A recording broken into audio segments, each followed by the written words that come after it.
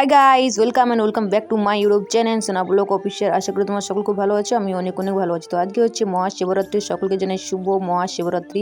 দেখতে পাচ্ছ আমি কিন্তু সুন্দরভাবে এদিকে একটু রেডি হয়ে গেছি, তারপরে একজন ছোটো ছোটো কানের দুল পরে নিচ্ছি। এই কানেরগুলো হচ্ছে আমার মায়ের, তো খুবই পছন্দের আমার এই কানেরগুলো। আর এই যে এই বিউটিফুল শাড়ি যেটা আমি পরে আছি সেটা হচ্ছে আমার ছোটো দিদি দুর্গাপুজোর টাইমে বাবা আমার বড়দিদি ছোটোর দিকে দুজনকে একই রকম শাড়ি কিনে দিয়েছিল।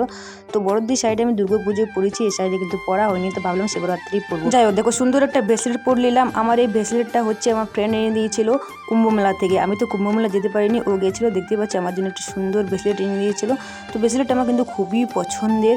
যাই হোক, আমি এদিকে হালকা করে একটু সেজে নিচ্ছি, বেশি কিছু পরিনি। দেখতেই পাচ্ছ, সবচেয়ে মেন ব্যাপার হচ্ছে চুলটা কিরকম যে বাঁধবো বুঝতে পারি। যাই হোক, ওদিকে তো চুল বাঁধবো, তার আগে তোমরা দেখে নাও। এদিকে আমি রক্তগন্ধা ফুলের দুটো মালা গেঁথেছি। অ্যাকচুয়ালি তো এখন ফুলে গাঁথতে হয়, তো এখন ফুল ছিল না আমাদের বাড়িতে, রক্তগন্ধা ফুল আছে, তার জন্য রক্তগন্ধা ফুলেরই মালা গেঁথে দিলাম। তারপরে নিয়েছি আমি বেলপাতা, আর আমাদের বাড়িতে আছে সাদা ফুল গাছ, সেটাও তুলে নিলাম। চলো এবার বেশি ভাটনা বকে আমি চুলটা বেঁধে নিই। তো দেখতেই পাচ্ছ আমার চুলটা না অনেকেই ভেজে। আমি স্নান করে এলাম, চুলটা ভালোভাবে শুকিয়ে নিই। তো আমি আগেও বলেছিলাম আমার কাছে কোনো হেয়ার ড্রয়ার নেই।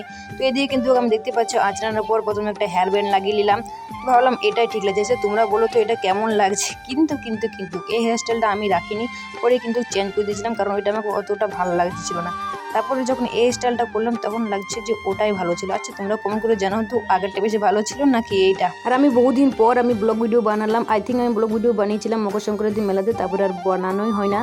যাই হোক, এই হচ্ছে গিয়ে আমার ফাইনাল লুক। কেমন লাগছে কমেন্ট করে জানিয়ে দিও। অবশ্যই শাড়ি পরা get ready but me already আমি আমার চ্যানেলে পোস্ট করে দিয়েছি, তোমরা জানিয়ে দেখে নিতে পারো। আর আজ আমি বহুদিন পর আলতা পরলাম, তার জন্য তোমাদের একটু দেখিয়ে দিলাম। এদিকে কিন্তু আমার প্রসাদ সাজানো কমপ্লিট। আমরা কিন্তু সাইকেলে করে যাব পুজো করতে, তো তারই জন্য দেখতে পাচ্ছ আমি কিন্তু এক্সট্রা থালা একটা নিয়ে গেছিলাম। এদিকে কিন্তু আমাদের প্রসাদ সাজানো কমপ্লিট। এদিকে দেখতে পাচ্ছ পুরোহিত মশাই চলে এসেছে। তারপরে যে দেখতে পাচ্ছ ভালোভাবে আমি ভোলেনাথের পুজো করে নিলাম। এগুলো সবকিছু আমি শর্টসে বানিয়েছি, তো তোমরা চাইলে দেখে নিতে পারো। আমি একটু তাও বড় বড়কে দেখিয়ে দিলাম। আর এদিকে কিন্তু আমাদের পুজো করা কমপ্লিট হয়ে গেল। সবকিছু পুজোর ভিডিও তোমাদেরকে দেখাতে পারি না, আসলে সবাই মিলে পুজো করছিলাম, তো কে ক্যামেরা ধরবে। তারপর আবার কি সবাই মিলে অনেকগুলো ছবি তুললাম। আর এদিকে হয়ে গেছে অনেক বড় একটা ঘটনা, বাসন্তীর শাড়ি, মানে বুঝতেই পারছো। আর আমরা কিন্তু সাইকেল চালিয়ে গেছিলাম পুজো করতে আমাদের পাশের গ্রামে।